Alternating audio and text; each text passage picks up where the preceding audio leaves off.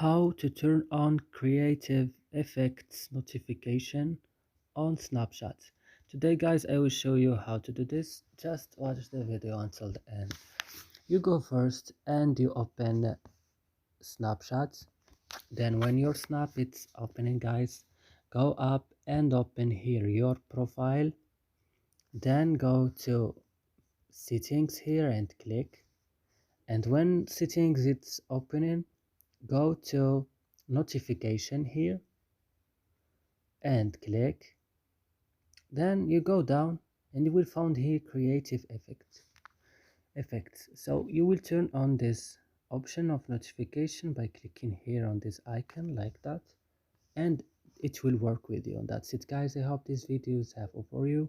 Don't forget to like and subscribe in our channel, and see you next video.